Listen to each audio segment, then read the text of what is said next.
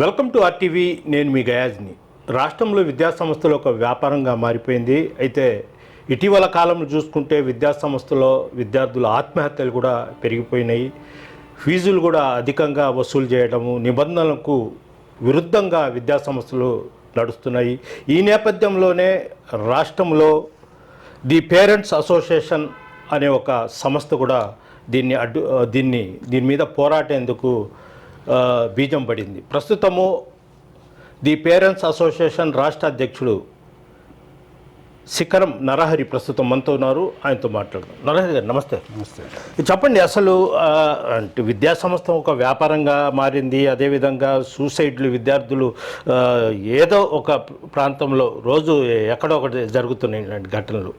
మొత్తం ఎవరు ఎక్కడ పెట్టినా అసలు నిబంధనలను నీరుగార్చే విధంగా ముందుకెళ్తున్నాయి విద్యాసంస్థలు మొత్తం. అసలు ఈ ది పేరెంట్స్ అసోసియేషన్ అనే సంస్థ ఎందుకు ఏర్పడింది? ఆ థాట్ మీకు ఎందుకు వచ్చింది?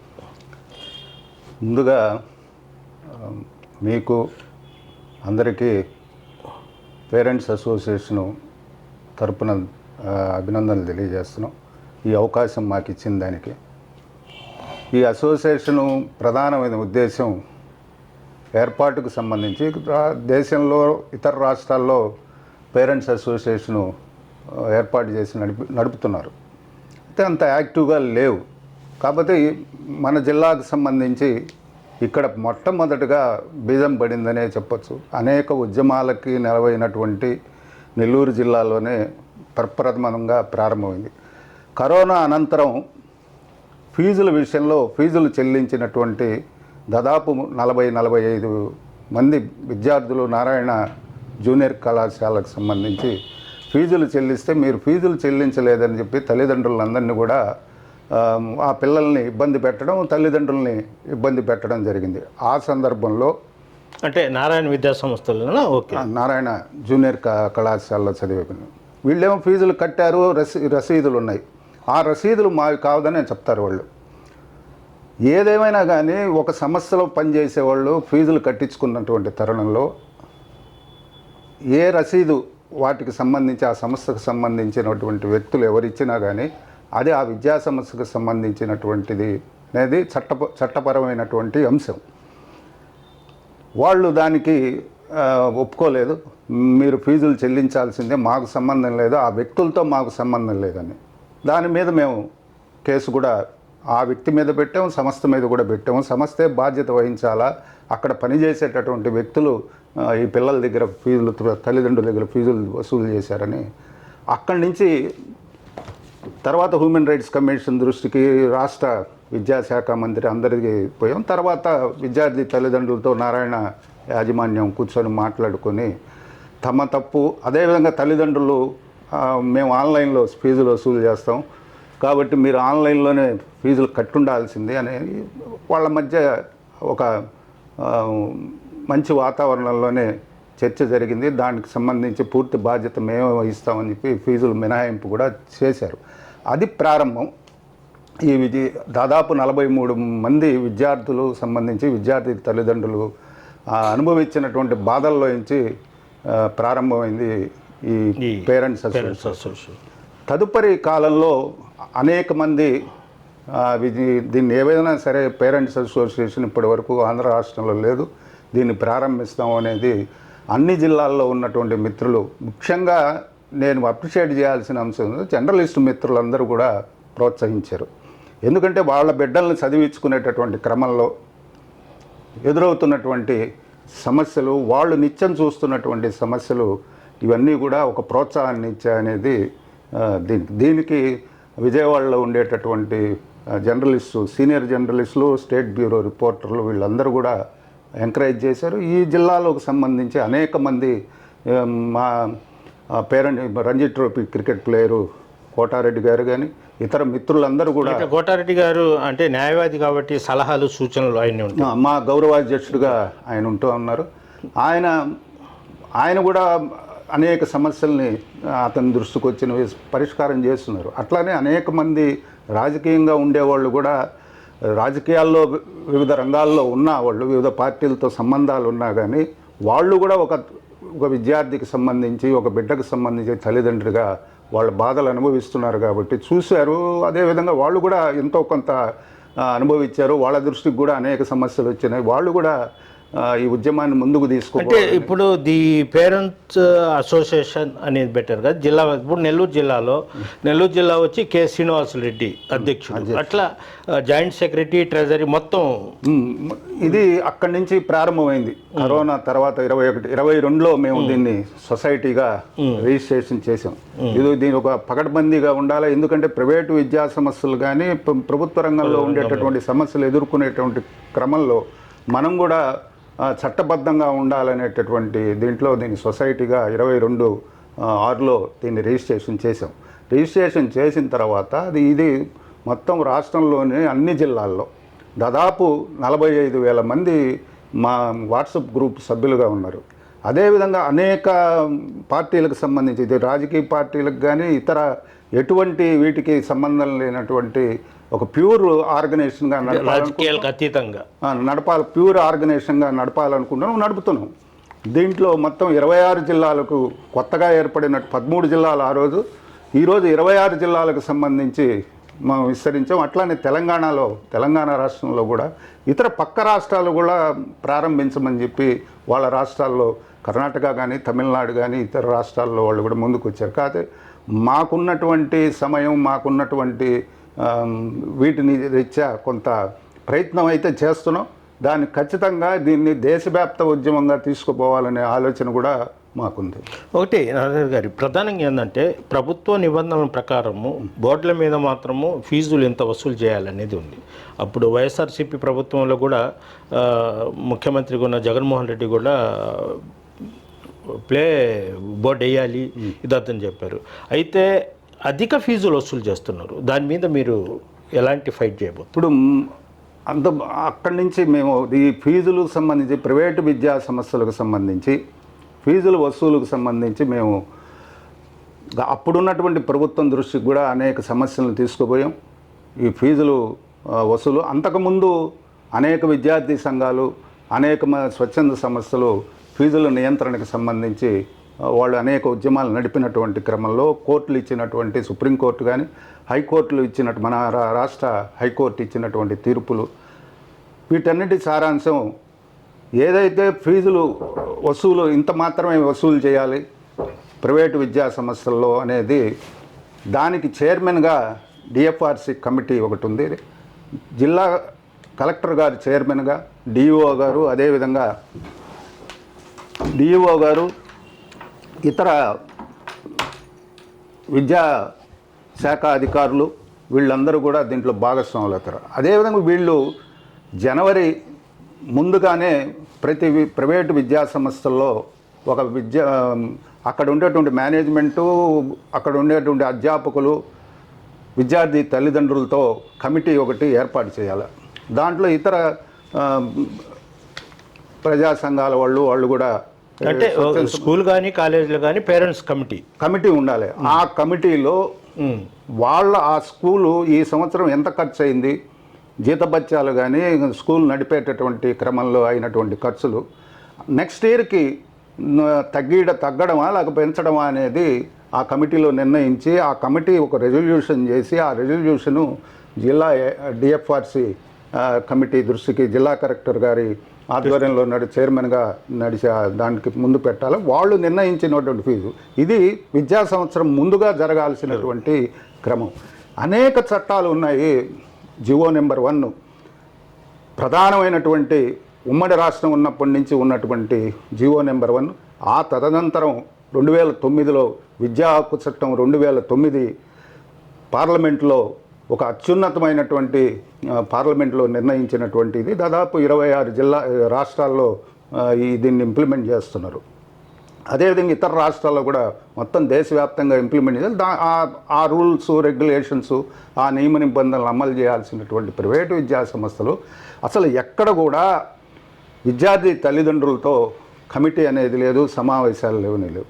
ఏమి జరుగుతుంది అని అంటే ఒక ఉపాధ్యాయుడు వస్తాడు, అక్కడ దానికి టీచర్ కూర్చుంటారు, వాళ్ళు మీ పిల్లవాడు అన్ని గుడ్ అన్ని మార్కులు బాగా వస్తున్నాయి. మార్కులు క్రైటీరియా ఇక్కడ తల్లిదండ్రులు కూడా మారాల్సిన పరిస్థితి ఏంటంటే, నాణ్యమైన విద్య, ఉన్నతమైన విద్య మనం కోరుకున్నటువంటి క్రమంలో మనం చేర్చినటువంటి ఆ ప్రైవేటు సంస్థలో అర్హులైనటువంటి అధ్యాపకులు ఉన్నారా?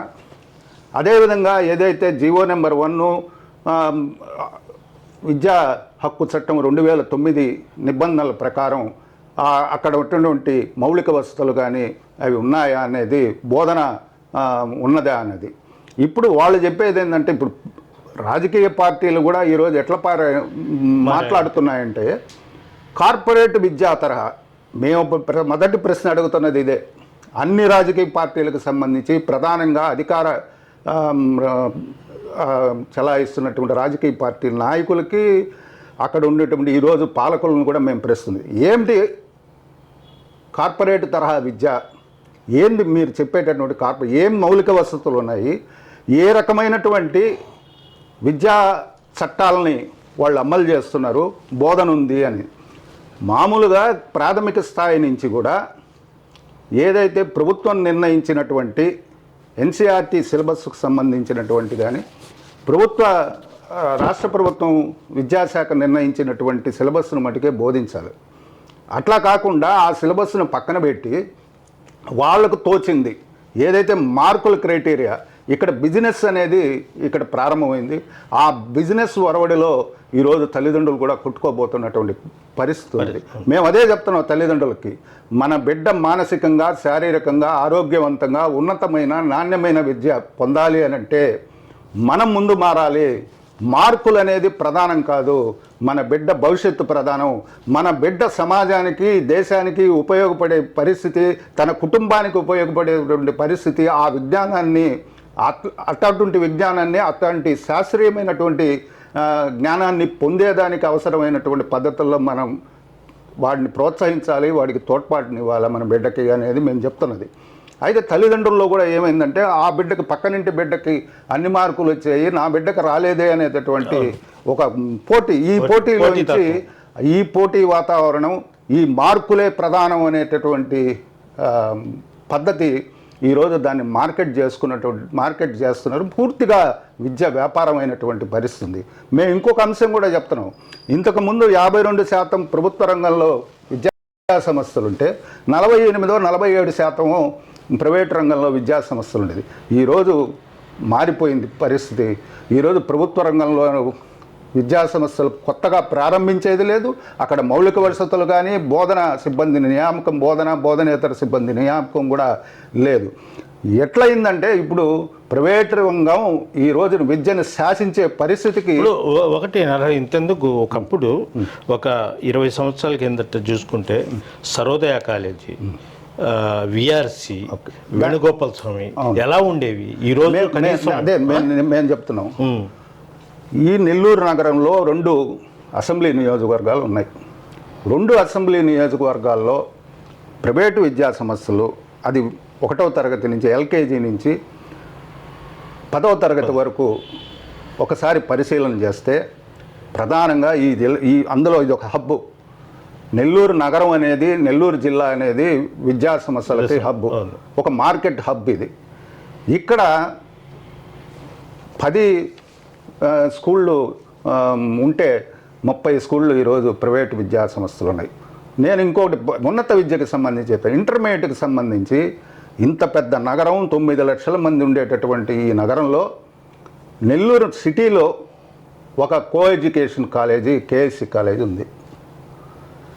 నెల్లూరు రూరల్ దీంట్లో ఒక మహిళా జూనియర్ కాలేజీ, డికేడబ్ల్యూ కాలేజీ ఉన్నది. ఇది తప్పితే 4 ఎయిడెడ్ కాలేజీలు ఉన్నాయి. ఆ ఎయిడెడ్ కాలేజీలు ఈ క్రమంలో పోటీ వాతావరణం, వీటిని తట్టుకునేటటువంటి క్రమం, ప్రభుత్వాలు వాటి మీద ఆసక్తి చూపించకపోవడం, అదేవిధంగా విద్యార్థి తల్లిదండ్రులు కూడా ఆసక్తి చూపించకపోవడం, అనేకమైనటువంటి కారణాల రీత్యా ఈరోజు ఎయిడెడ్ సర్వోదయ కాలేజీ కానీ, విఆర్ డే కాలేజీ కానీ, ఈవినింగ్ కాలేజీ కానీ ఈరోజు పూర్తిగా మూలపడిపోయింది. 100 సంవత్సరాల నుంచి నడుస్తున్నది. అట్లాగని ఎస్విజిఎస్ కాలేజీ కానీ, జీవీఆర్ఆర్ కాలేజీ కానీ, ఇటువంటి కాలేజీలన్నీ కూడా ఈరోజు కాలక్రమంలో కనుమరుగైనటువంటి పరిస్థితి. మేము అనేక ఎన్నికల సందర్భంలో అడిగినాం, అయ్యా ఈ జిల్లాలో, ఈ నగరంలో, ప్రధానంగా ఈ నగరంలో 2 జూనియర్ కాలేజీలు ఉన్నాయి ప్రభుత్వం, దాదాపు 40-50 చిల్లర జూనియర్ కాలేజీ ప్రైవేట్ రంగంలో ఉన్నాయి, మీరు ఇక్కడ ఏర్పాటు చేయండి. ప్రత్యేకంగా నెల్లూరు రూరల్ సంబంధించి అసెంబ్లీ నియోజకవర్గానికి సంబంధించి అసలు జూనియర్ కాలేజీ లేదు, డిగ్రీ కాలేజీ లేదు, ఉన్నది మహిళా కాలేజీ మాత్రమే. ఇవన్నీ కూడా వాళ్ళకి ముందుకు తీసుకుపోయాను. నెల్లూరు నగరానికి సంబంధించి కూడా ఒక్క డిగ్రీ కాలేజీ లేదు. ఇక ఇంజనీరింగ్ కాలేజీ పరిస్థితి చూస్తే, ఇంజనీరింగ్ కాలేజీ తీసుకుపోయి యూనివర్సిటీ పరిధిలో ఈ మధ్య పెట్టినారు. ఒక 3-4 సంవత్సరాల క్రితం దాన్ని స్టార్ట్ చేశారు, 2-3 సంవత్సరాల క్రితం. అయితే ఇంకొకటి చెప్దాం, అంటే ఈ మధ్యకాలంలో ఈ కార్పొరేట్ కళాశాలలు ఏదైతే ఉన్నాయో వాటిలో నిత్యం ఏదో ఒక చోట సూసైడ్లు జరుగుతాయి స్టూడెంట్స్. దీనికి కారణం ఎవరు అంటారు? అంటే పేరెంట్స్ మేము చూసింది, మేము వివిధ శాస్త్రీయంగా ఆలోచించే, వైద్యపరంగా ఆలోచించేటటువంటి నిపుణులతో చర్చించంగా, మేము నేరుగా అక్కడ ఉన్నటువంటి పరిస్థితులను మేము విద్యార్థి తల్లిదండ్రులుగా మేము చూసినటువంటి అంశాలు ఏంటంటే, ప్రధానంగా నెల్లూరు నగరమే తీసుకుందాం. నెల్లూరు నగరంలో ఈ విద్యా సంవత్సరమే ప్రారంభమే తీసుకుందాం. మేము చూసినటువంటి జూన్ నెలలో ఏప్రిల్లో జూనియర్ కాలేజీలు ప్రారంభమైన తర్వాత వేసవి సెలవుల తర్వాత జూన్లో మళ్ళా తిరిగి ఓపెన్ చేశారు. జూన్లో ఒక ఆత్మహత్య, జూలైలో ఒక ఆత్మహత్య, ఆగస్టులో ఒక ఆత్మహత్య, అక్టోబర్లో ఒక ఆత్మహత్య. ఈ 4 ఆత్మహత్యలు ఒకే సీక్వెన్స్గా జరిగాయి. ఎట్లా జరిగాయి? అన్నీ హ్యాంగింగ్, అందరూ గుడ్డతో ఊరేసుకున్నటువంటి పరిస్థితి హాస్టల్లో చదువుతున్నటువంటి విద్యార్థులు. నెల్లూరు నగరంలో ఏ ప్రైవేటు విద్యా సంస్థకు సంబంధించి కూడా బోర్డ్ ఆఫ్ ఇంటర్మీడియట్ నియమ నిబంధనలు ఎక్కడా అమలు చేయట్లేదు. ఇది పేరెంట్స్ అసోసియేషన్గా నెల్లూరు నగరమే కాదు, నెల్లూరు జిల్లా కాదు, రాష్ట్రంలో ఉండేటువంటి అనేక విద్యా సంస్థల విషయం మేము సర్వే చేసి ఆ సర్వే రిపోర్ట్ని బోర్డ్ ఆఫ్ ఇంటర్మీడియట్ దృష్టికి తీసుకుపోయాం, విద్యాశాఖ మంత్రి దృష్టికి, ముఖ్యమంత్రి వారి దృష్టికి కూడా తీసుకుపోయాం. ఇప్పటికీ పరిష్కారం కాలేదు. రెండోది, దానికి అనుబంధంగా ఉన్న హాస్టల్స్ని మేము సమాచార హక్కు చట్టం కింద పాఠశాలకు అనుబంధంగా ఉండేది, కళాశాలకు అనుబంధంగా ఉండేటటువంటి మీరు ఎన్ని పర్మిషన్స్ ఇచ్చారంటే ఎక్కడ పర్మిషన్ పాఠశాల విద్యాశాఖ కానీ బోర్డ్ ఆఫ్ ఇంటర్మీడియట్ కానీ ఈ అనుబంధ హాస్టల్స్కి పర్మిషన్ లేదు. మరి పర్మిషన్స్ లేనిది ఒక్క విద్యా శాఖకు సంబంధించి పర్మిషన్ లేదు, ప్రభుత్వ శాఖకు సంబంధించి ఉంటే 5-6 డిపార్ట్మెంట్లు పర్మిషన్ ఇవ్వాలి. ఈ పర్మిషన్లు ఏవీ లేకుండా రన్ చేస్తుంటే అక్కడ ఒక విద్యార్థి చనిపోతే, ఆత్మహత్య చేసుకొని ఏదైనా కారణం కావచ్చు, చనిపోతే ఎవరు బాధ్యత వహించాలా? అధికారులు బాధ్యత వహిస్తారా? పాఠశాల యాజమాన్యం బాధ్యత వహిస్తుందా అనేది, ఎవరి మీద క్రిమినల్ కేసులు కట్టాలనేది కూడా మేము ప్రశ్నిస్తున్నాం. చట్టపరంగా ఎవరు దీనికి బాధ్యులని కూడా చెప్తారు. ఇక్కడ తల్లిదండ్రుల వైపు నుంచి మేము ఆలోచించాల్సింది చెప్తున్నది ఏంటంటే, ఈరోజు ప్రైవేటు విద్యా సంస్థలు జూనియర్ కాలేజీలు పర్టికులర్గా 3 జూనియర్ కాలేజీల్లో జరిగినాయి 3 ఇన్సిడెంట్లు ఈ ఒక 3 నెలల కాలంలో. ఒకటి గవర్నమెంటు మెడికల్ కాలేజీ, దాంట్లో ఒక వారం రోజుల క్రితం. మేము ఏ రోజు కూడా ఏ అధికారి కూడా హాస్టల్లో అనుమతులు లేవు ఒక భాగం. రెండోది, ఏ అధికారి, ఏ ఉన్నతాధికారి కానీ, కన్సర్న్డ్ శాఖలకు సంబంధించి ఉన్నతాధికారి కానీ పరిశీలన చేశారా? ఈరోజు ఈ జిల్లాలో, ఈ నగరంలో 4 ఆత్మహత్యలు 4 నెలల్లో జరిగినాయి అంటే ఎవరు ఎందుకు స్పందించడం లేదని మేము అడుగుతా ఉన్నాం. అక్కడ జరుగుతున్నది ఏంది? ఉదయం 5 గంటలకు నిద్ర లేపుతారు పిల్లల్ని, సాయంత్రం 11 గంటల వరకు రాత్రి 11 గంటల వరకు వాళ్ళని చదువు ఇదే మానసికమైనటువంటి, శారీరకమైనటువంటి ఒత్తిడి, వాళ్ళని చదివించడం, వాళ్ళకి నిద్ర లేకపోవడం ప్రధానమైనటువంటి. మేము వైద్యపరంగా ఈ సైక్రాటిస్ట్ని కనుక్కున్నటువంటి క్రమంలో వాళ్ళని సంప్రదించిన మొట్టమొదట ఇదే కారణం. రెండోది, మార్కులు. అక్కడ యాజమాన్యం ఒత్తిడి, అక్కడ ఉన్న సిబ్బంది ఒత్తిడి, ఇక్కడ తల్లిదండ్రుల ఒత్తిడి. వాడికి అన్ని మార్కులు వచ్చాయి, నీకెందుకు మరి? బిడ్డకి ఫోన్ చేస్తే నువ్వు ఎట్లున్నావు, ఎట్లా చదువుతున్నావు, ఎట్లా అర్థం చేసుకున్నావు సబ్జెక్ట్ అని కాదు. మేము అది కూడా చెప్తున్నాం, విద్యార్థి తల్లిదండ్రుల నుంచి కూడా తప్పు ఉంది, దాన్ని కూడా మనం సరి చేసుకోవాలా. ఎన్ని మార్కులు వచ్చాయి, ఏ సబ్జెక్ట్లో ఎన్ని మార్కులు వచ్చాయి, ఈ నెల ఎంత వచ్చాయి, ఎందుకు తగ్గాయి, ఇది విద్యకి క్రైటీరియా కాదు మార్కులు. ఇది ఎక్కడ నేర్పించారు అని అంటే, ఎక్కడ దీన్ని ప్రోత్సహిస్తున్నారు, ఎక్కడ దీనికి బీజం అంటే ఈ మార్కెట్, ఈ ప్రైవేట్ మార్కెటే విద్యను మార్కెట్గా మార్చినటువంటి ఈ వ్యక్తులే దీనికి ప్రధానమైనటువంటి కారణం. మేము ఒకటే అడుగుతాం, ప్రభుత్వానికి అందరికీ తెలుసు ఈ విషయాలు, అందరికీ తెలుసు కూడా ఎందుకు అందరూ జోక్యం చేసుకోవట్లేదు అనేది మేము ప్రశ్నిస్తున్నది. సమాజంలో భారతదేశంలో పుట్టిన తర్వాత రాజ్యాంగం కల్పించినటువంటి హక్కులు, ఆ హక్కుల్ని కాపాడుకునేటటువంటి క్రమంలో మన బిడ్డని రక్షించుకునేటటువంటి క్రమంలో ఎందుకు బాధ్యత తీసుకోవటం లేదు బాధ్యత వ్యక్తులు, సమాజం గురించి ఆలోచించే వ్యక్తులు అనేది కూడా మేము ప్రశ్నిస్తున్నాం. ఓకే, మేము ఆలోచనకు వచ్చాము కాబట్టి ఈరోజు ముందుకు వచ్చాము. ఈరోజు కలెక్టర్ గారిని కలిసినాం. అనేక ప్రతి సందర్భంలో ఇన్సిడెంట్ జరిగిన ప్రతి సందర్భంలో కలెక్టర్ గారిని, అక్కడ తప్పొప్పులు ఎవరివి, పోలీస్ విచారణలో ఎవరు దోషులు నిర్దోషులు వేరొక అంశం. ఈ సీక్వెన్స్ జరుగుతుంది. బలహీనంగా ఉన్నటువంటి విద్యార్థికి ఆత్మహత్య అనేది ఒక ఆయుధం.